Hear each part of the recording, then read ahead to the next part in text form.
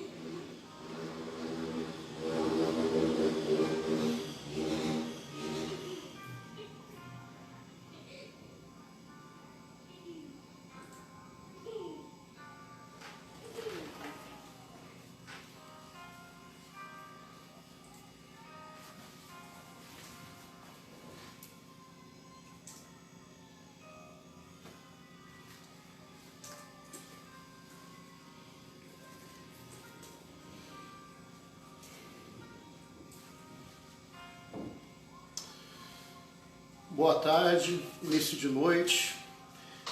Confesso para vocês que é bem estranho a gente estar aqui. Esse horário normalmente nós estaremos nas nossas igrejas já há um bom tempo, ensaiando, preparando o culto. Nesse momento nós estaremos dando boa noite para as pessoas e iniciando as nossas atividades normais. Mas, infelizmente, a gente está vivendo uma coisa bem diferente, bem atípica, que eu tenho certeza que vai marcar a história e a gente provavelmente vai até agir de uma forma diferente daqui para frente. Eu não tenho muita experiência com isso aqui, como a maioria dos pastores não tem. Eu tenho certeza que muitos colegas nesse momento estão tentando fazer a mesma coisa, né? Levar uma mensagem, tentar interagir com as suas igrejas de alguma forma e se aventurando, né? se expondo desse mundo virtual. E aqui eu queria primeiro já dar a minha palavra de apoio e incentivo aos meus colegas. Eu tenho visto muitos colegas com coragem, com determinação, buscando meios e formas de levar a palavra de Deus nesses tempos difíceis, nesses tempos nós estamos lutando aí contra essa virose, contra esse coronavírus que tem afetado tanto as nossas vidas aí. Então, como a gente não tem muita experiência, eu queria que vocês já fossem dando se está bom, se vocês estão conseguindo ouvir, se a imagem está boa, tá?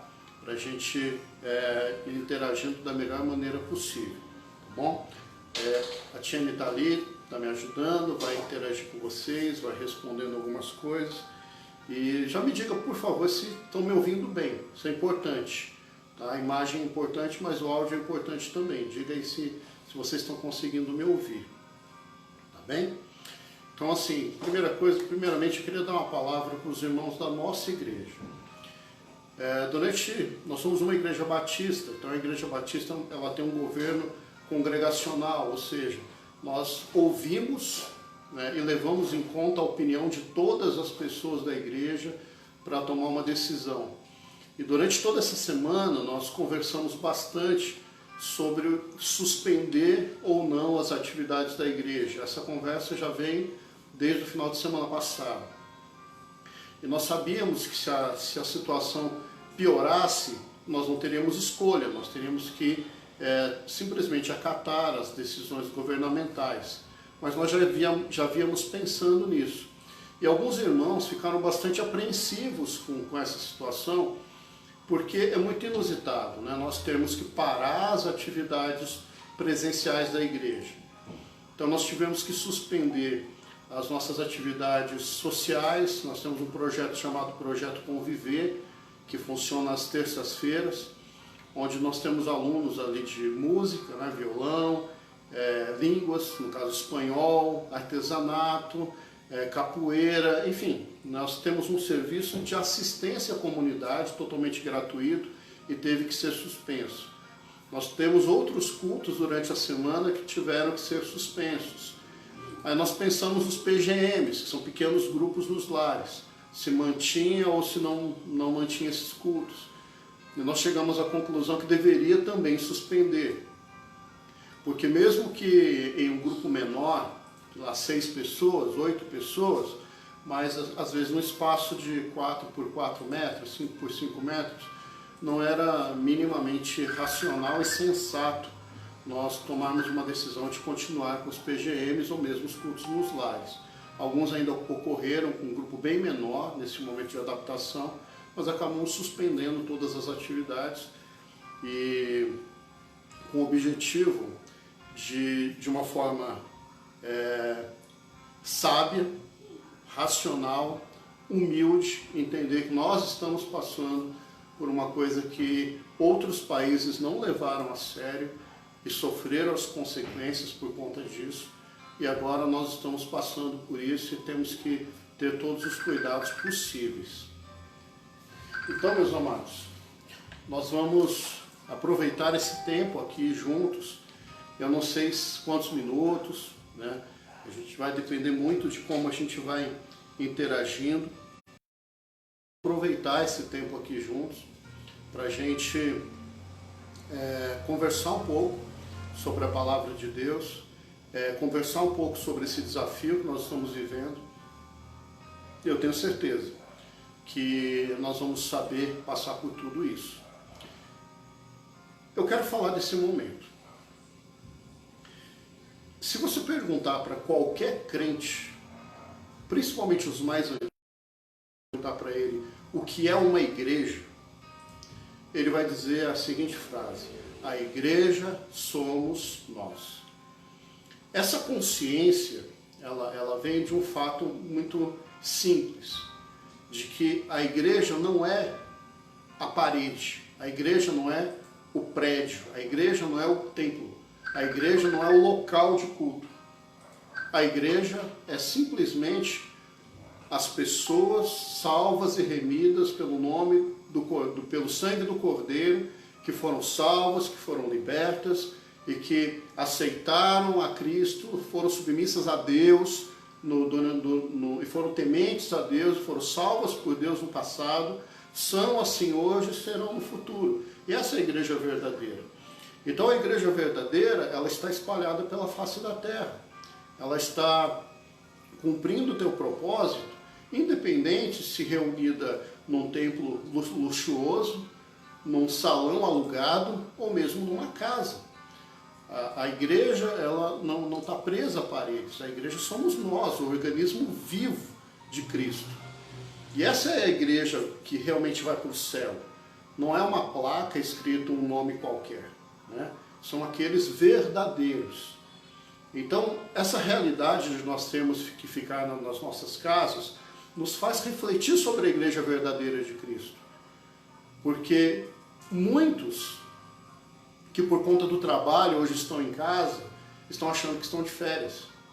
Muitos que por conta desse problema hoje estão em casa e não estão numa atividade eclesiástica, né, de igreja, acham que estão de férias da igreja. Como se a igreja fosse uma atividade. A igreja não é isso. A igreja é formada pelos salvos por Deus, do passado, do presente e do futuro, até que Cristo venha resgatar a sua igreja. E pelo fato de nós termos que ficar em casa, e é importante isso, é possível resgatar uma coisa chamada culto doméstico. Quando eu era criança, eu tive a oportunidade de participar de muitos cultos domésticos. E o culto doméstico não é o culto nos lares, como nós fazemos hoje. O culto nos lares, o que é? A gente pega a igreja, leva para casa de alguém e faz um culto. Não, o culto doméstico não é isso. O culto doméstico você reúne a família que mora naquela residência. Se tiver algum visitante junto, alguma visita, a visita junto. E ali antes de tomar um café, antes de almoçar, antes de jantar, em algum momento do dia, um dos integrantes da família, normalmente o pai, um dos mais velhos, toma a palavra, faz uma oração, incentiva que as pessoas recitem versículos bíblicos, ali tem uma breve reflexão e você ora junto, e esse é um culto fantástico. Por quê? Porque ele estimula a união da família, ele estimula um culto verdadeiro e sincero, sem holofotes, sem plateia. É um culto onde você direciona apenas o seu coração a Deus. Um culto que aumenta a resistência da família, porque a família precisa estar firmada em Deus. Então vamos aproveitar esse tempo que nós vamos ficar em casa e vamos resgatar o culto doméstico. Orando com as nossas famílias, orando com os nossos filhos, com nosso esposo, esposa, e fazendo com que esse momento não seja um momento de atrito, como muitos têm medo. Muitos têm medo de que, ficando em casa, vão aumentar os atritos, porque não suporta a esposa, não suporta o marido, não suporta os filhos. Se você realmente um dia foi transformado pelo Espírito Santo do Senhor, transforme esses momentos num momento de paz, no momento de unidade, no momento de confraternização, no momento onde você pode firmar e fortalecer ainda mais a sua família. Então eu queria dar essa palavra inicial para todos nós aqui. A sociedade ela vai sair realmente diferente depois de tudo isso. Nós vamos repensar, né, o que é realmente importante. E eu gostaria muito muito que nós não saíssemos piores depois disso, mas que nós saíssemos melhores, pensando no que realmente importa, no que realmente tem valor, no que realmente vai fazer com que as nossas vidas façam sentido, né? Nós vamos fazer essas lives aqui pelo menos 3 vezes por semana. Então, às terças-feiras, 8 horas da noite, quinta-feira também, 8 horas da noite, domingo, às 6 horas da tarde. Terça-feira seria o horário que nós teríamos o nosso Projeto Conviver. Eu quero dar uma palavra, incentivar os alunos do Projeto Conviver a assistir a live, e a gente vai tentar manter o contato, né, e trazer uma palavra de conforto para essas pessoas nesse dia. Às quintas-feiras, normalmente, nós teremos os nossos PGMs. Então, nós vamos manter uma live, incentivar que as pessoas façam perguntas, debater algum assunto e trazer uma reflexão também. E domingo, a gente vai substituir os nossos cultos por esses encontros aqui, tá? Então, a gente vai lidando dessa forma e se conversando durante a semana para ir mantendo o nosso contato. Então, uma coisa que está acontecendo muito é que as pessoas estão procurando versículos bíblicos. Eu achei um versículo bíblico que fala para ficar em casa, começa a postar na internet. Eu achei um versículo bíblico que fala de peste, que Jesus vai voltar, posta na internet. E aí tem igreja que quer ficar aberta, posta na internet. Tem igreja que posta. Está acontecendo muita coisa. E ainda mais que estamos todos em casa, essas coisas vão repercutindo ainda mais, vão reverberando. Então a gente pode ser que comente alguma coisa sobre isso, sempre mantendo o distanciamento das pessoas e pensando na situação em si, que aqui a gente não está para falar de pessoas, né? Mas é interessante a gente desmistificar, para entender se o texto realmente, né, ele tem a ver com o que nós estamos vivendo, se não tem a ver com o que nós estamos vivendo, porque eu me lembro muito bem quando aconteceu aquele atentado nos Estados Unidos, quando foram derrubadas as Torres Gêmeas, que logo se achou um texto bíblico falando de torres altas, e que se tentou fazer toda uma profecia em torno desses textos. Então a gente pode comentar isso nas próximas lives aí. Eu acho que vai ser produtivo também, até para tranquilizar o coração. Porque chega num momento como esse, logo surgem os profetas tentando ou dizer que já tinha avisado, ou que é Deus que está castigando, enfim. A gente pode pensar nisso nas próximas lives. Mas nesse momento a gente quer ter bastante tranquilidade. Queria falar um pouco sobre o coronavírus em si. Acho que, como igreja, nós temos a responsabilidade de informar, de esclarecer, apesar de tudo que está sendo dito nos noticiários. Basta você sair de casa para comprar um leite no supermercado que você percebe que não são todas as pessoas que estão levando a sério, né? Essa semana eu tive que ir no supermercado porque basicamente aqui em casa eu estou saindo de casa e os demais estão em casa. E eu fui no supermercado, de cada 10 pessoas que estavam lá, 8 eram idosas.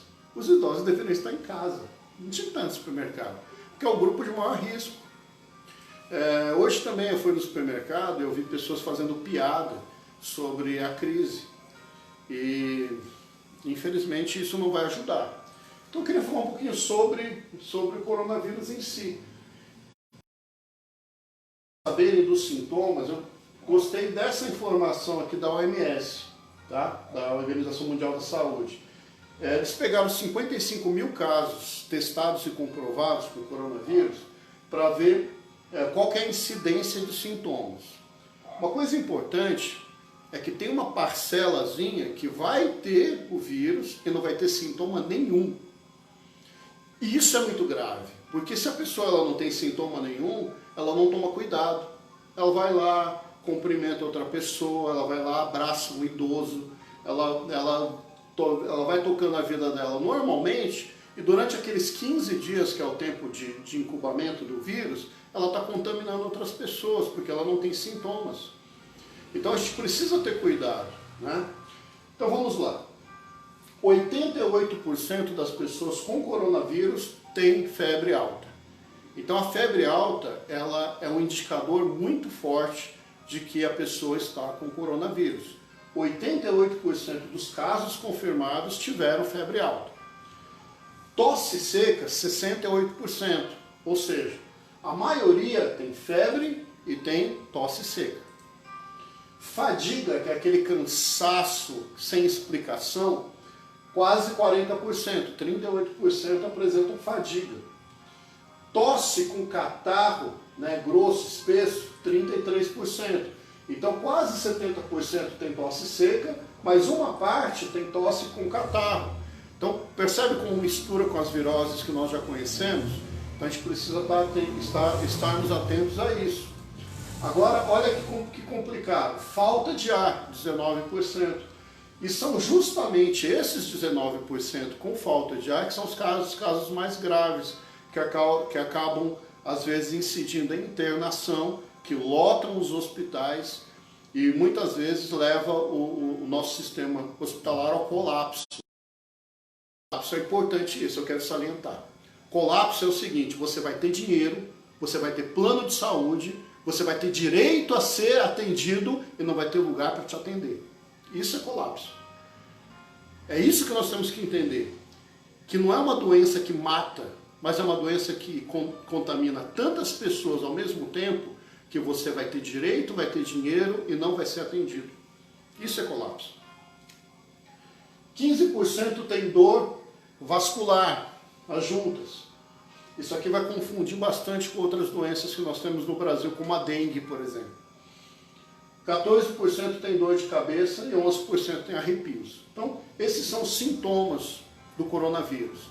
Então, se você sente esses sintomas, siga as instruções lá do Ministério da Saúde, né? Se você tem um ou outro sintoma, fique em casa, acompanhe.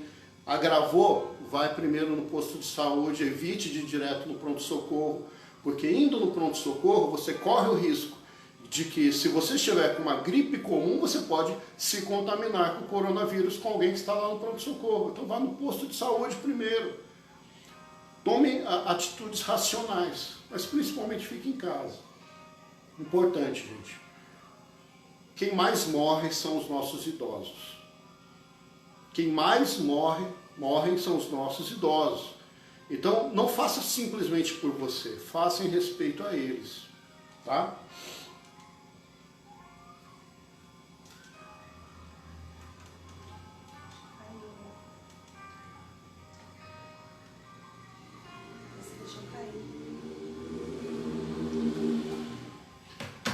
Vamos falar um pouquinho sobre como prevenir. Então, como prevenir o coronavírus? É engraçado, né? Dizem que tudo ao vivo é complicado, né? A gente programa tudo bonitinho para dar tudo certo. Mas tem hora que dá errado. Então, o controle já não deu tão certo aqui. Bom, vamos lá. Os sintomas, como prevenir, também é simples. Eu acho que a gente precisa conversar um pouquinho sobre isso por uma questão de prestação de serviço. Então, lavar as mãos. Bom, lavar as mãos, qual que é o significado disso? Se eu toquei em algum lugar contaminado e eu não tomo cuidado com a higiene das mãos, eu posso levar essa mão à boca, posso coçar o olho, enfim, e eu mesmo me contamino. Então, por isso que eu tenho que lavar as mãos. Usar álcool em gel. Importante, gente. Lavar as mãos é tão eficaz quanto o álcool em gel. Então, se você está dentro de casa, você vai usar álcool para quê? Vai no banheiro, lava a mão, economiza o álcool. Deixa para usar o álcool na rua, para quando você não tiver como parar para lavar a mão o tempo todo. Tá? Cobrir a boca quando for tossir ou espirrar. Tá? A gente brinca que é fazer igual o Batman, né? Joga a capa aqui, ó, espirra, né? Tosse.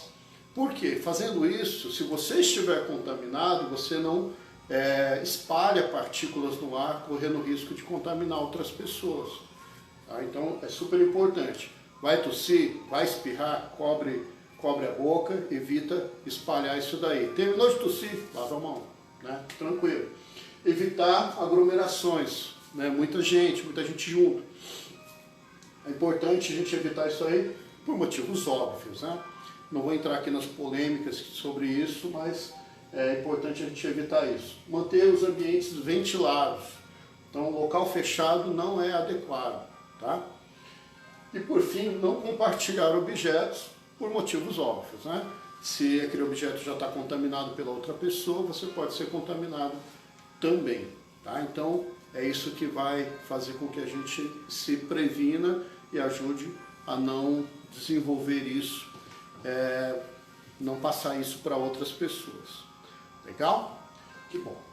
Eu quero falar um pouquinho sobre um texto bíblico, né, para a gente compartilhar a palavra de Deus hoje. Esse texto ele está lá em Provérbios 27, versículos 10, 11 e 12. É uma reflexão rápida, mas importante para nós pensarmos um pouquinho sobre o quão nós estamos entendendo da nossa responsabilidade. E eu queria fazer essa pergunta aqui, ó.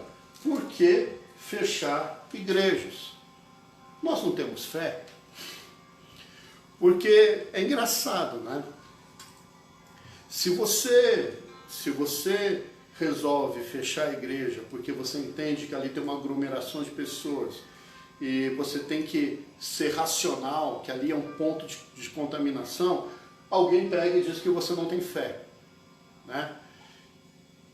É sempre uma coisa meio ambígua, né?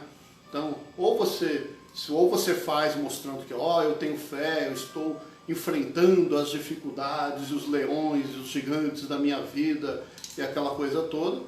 E quando você não faz, você não tem fé. Então é muito comum esse tipo de questionamento aqui. Então por que fechar as igrejas? Será que nós não temos fé? Será que é falta de fé? Aí vem uma outra pessoa e coloca assim, é uma ótima oportunidade dos pastores curandeiros mostrarem que podem curar. Bom, aqui tem uma crítica aos curandeiros, que eu não vou comentar, tá? Não é um motivo, a gente não vai falar sobre isso. Mas eu quero falar sobre essa visão errada do que é fé. E essa valorização da fé como sendo a única coisa que Deus pede de nós. Tá ok? Então vamos lá. Provérbios 27, 10, 11 e 12, nós temos 3 versículos aí para pensar sobre eles. Esse primeiro versículo diz assim, não abandone o seu amigo, nem o amigo do seu pai. Quando for atingido pela adversidade, não vá para a casa do seu irmão. Melhor é o vizinho próximo do que o irmão distante. Bom, vamos lá. Existe a mensagem primeira desse versículo, desse provérbio. Existe a mensagem primeira. A mensagem primeira você precisa entender que a pessoa mais próxima, um desconhecido mais próximo, às vezes ele vai ser mais importante na sua vida, ele vai te apoiar, vai te ajudar, parente, no caso aí um irmão que esteja distante. Então existe esse princípio aqui, que é o princípio mais direto do versículo. Só que eu quero chamar a atenção dessa parte inicial do versículo. Quando ele diz assim, não abandone o seu amigo. Nós temos natural a proteger as pessoas que nós gostamos. E nós temos a tendência natural a proteger as pessoas que são parecidas conosco. Então, nosso amigo do trabalho, o nosso colega que joga futebol com a gente, o nosso amigo do mesmo curso, enfim, a gente tem uma tendência natural de sermos mais sensíveis às pessoas que se parecem conosco, os nossos amigos. Só que o texto ele tem um detalhezinho que me chamou a atenção nesse tempo de coronavírus. Ele diz assim, não abandone seu amigo, nem o amigo do seu pai. Ou seja, mesmo que a pessoa ela não seja diretamente ligada a você por afeição, ela é digna de honra, de apoio, de proteção. E se eu for fazer uma associação aqui já mais livre, eu diria que o meu amigo tem mais ou menos a minha idade. Mas o amigo do meu pai, talvez tenha a idade do meu pai. E é mais ou menos o que está acontecendo hoje. Se a gente olhar para o que aconteceu na Itália, quem fez com que as mais de 3 mil mortes ocorressem foram os jovens. Porque eles pensaram o seguinte: nós não vamos morrer com essa enfermidade. Então nós não temos nada a ver com isso. E continuaram tocando as suas vidas normalmente. Só que eles se esqueceram que eles serviram de vetor para contaminar pessoas mais velhas. E foram essas pessoas que morreram. Então nós temos que nos preocupar com as pessoas que nós temos afeição, que nós nos parecemos com elas, que são ali do nosso círculo mais próximo. Mas nós temos que nos preocupar com os outros também. E nesse momento eu quero dizer para você especificamente que está na melhor idade. Não vou te chamar de idoso, eu vou dizer que você está na melhor idade. Aproveite toda a liberdade que você tem nessa idade e fique em casa. Fique em casa, aproveite o seu cantinho, não se exponha, né? Não se coloque em perigo sem necessidade. E você que é jovem, cuide do amigo do seu pai, né? Cuide dos mais velhos. Proteja esses mais velhos, porque eles precisam de proteção nesse momento. Esse é o primeiro versículo que eu queria falar dele. O segundo versículo é o versículo 11. Ele é um convite à sabedoria, né? Seja sábio, meu filho, e traga alegria ao meu coração, né? Porém, então, poderei então responder a quem me desprezar. Aprenda uma coisa: Deus exige de nós fé, mas Ele exige outras coisas também. Deus exige justiça, Deus exige amor, Deus exige perdão, Deus nos pede para sermos bons hospedeiros. Deus não pede só fé, Ele pede também que você busque a sabedoria. E buscar a sabedoria, às vezes, é mais difícil do que você buscar uma fé cega. Porque quando você busca uma fé cega, você mira um alvo, corre na direção dele e você não se atém ao que está acontecendo em volta. Agora a sabedoria é diferente. A sabedoria, você mira um alvo, mas você se pergunta: qual a forma mais correta, mais nobre, mais valorosa, mais sábia de chegar naquele alvo? Ser cristão não é simplesmente chegar. Ser cristão é também como chegar. Ter sabedoria na forma de viver. Então seja sábio. Seja sábio. Busque entender, busque compreender. Não seja cego nas suas atitudes. E muito menos, não ouça e engula as coisas sem uma reflexão mínima. Busque a sabedoria, isso agrada o coração de Deus. Amém? E por fim, o versículo 12. O prudente percebe o perigo e busca refúgio. Vou repetir. O prudente percebe o perigo e busca refúgio. Mas o inexperiente ou imprudente segue adiante e sofre as consequências.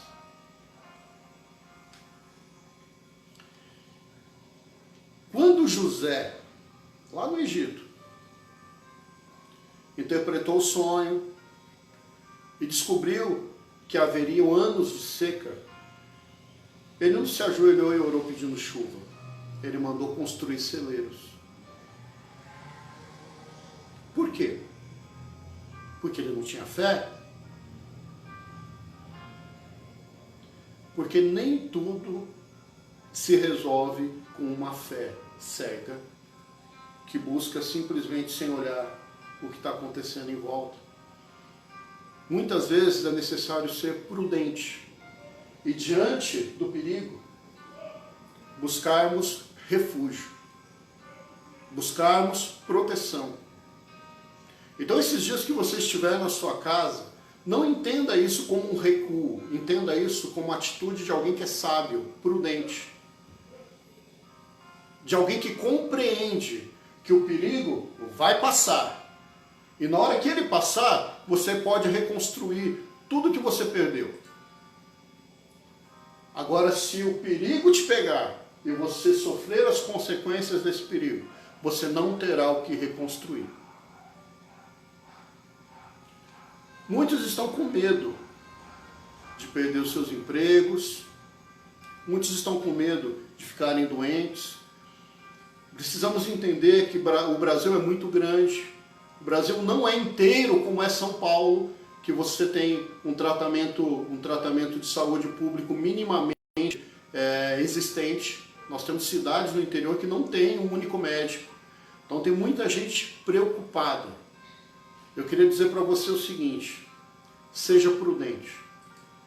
Nesse momento é hora de você se recolher, é hora de você esperar, porque pode acontecer de você perder alguma coisa, mas o perigo vai passar. E depois que o perigo passar, você vai poder reconstruir. Agora, se você enfrenta o perigo, você corre o risco de sofrer as consequências desse enfrentamento, porque não é uma atitude sábia. Tem hora que é hora de lutar, tem hora que é hora de esperar. Nós precisamos ter essa sabedoria. Amém? Então, a igreja não está fechada por falta de fé. A igreja está fechada porque a prudência também é algo que Deus pede de nós. A igreja não está fechada por falta de fé. A igreja está fechada porque sabedoria, discernimento também é algo que Deus pede de nós. A igreja não está fechada por falta de fé. A igreja está fechada porque amor ao próximo, e nesse caso aqui aos mais idosos, também é algo que Deus pede de nós. Então, seja responsável, e eu tenho certeza que nós vamos sair disso muito mais fortes do que nós entramos. Deixa eu falar um pouquinho da nossa igreja para você que talvez esteja assistindo e não nos conhece. A Igreja Batista Boas Novas fica no Jardim São Jorge, em São Paulo. É uma igreja da Convenção Batista Brasileira, Junta de Missões Nacionais, está implantando um projeto de igreja multiplicadora. Nós trabalhamos buscando pregar um evangelho simples, que liberta de lendas, de crendices, que leva a pessoa à salvação verdadeira e leva a uma comunhão genuína com Deus. Se um dia você quiser nos conhecer, nós estamos aqui, na Zona Sul de São Paulo, Rua Peixoto de Melo Filho, 648. Você vai ser muito bem-vindo. E eu quero orar com você nesse momento. Se você acompanha essa live até agora e você sente no teu coração alguma angústia, algum medo, e você quer orar, eu quero orar com você nesse momento. Aí onde você está, se você puder, se feche seus olhos, simplesmente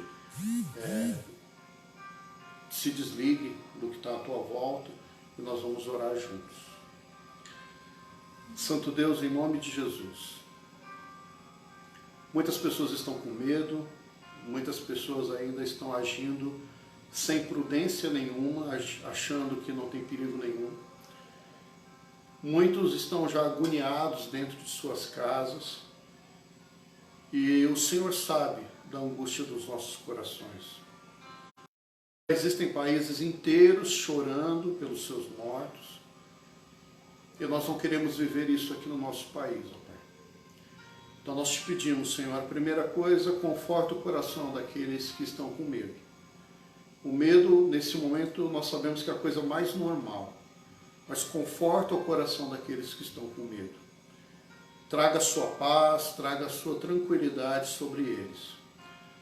Ó Deus, permita, Senhor, que esse período que nós estamos dentro das nossas casas seja suficiente para esse mal todo, para essa peste toda, para essa crise toda, para essa virose passar e deixar o menor número de vítimas possível.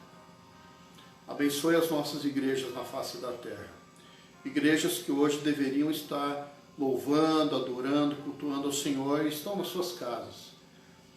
Que não haja, Pai, um abatimento espiritual, mas que, pelo contrário, nós possamos aproveitar isso para nos aproximarmos ainda mais de Ti. Livra-nos, Pai. E aqueles que já ficaram doentes, que o Senhor entre com providência, estenda a sua mão sobre eles, trazendo cura, trazendo libertação dessa enfermidade, Pai. Nós confiamos em Ti e oramos em nome de Jesus. Amém? Amém. Muito obrigado se você acompanhou a gente até aqui, né?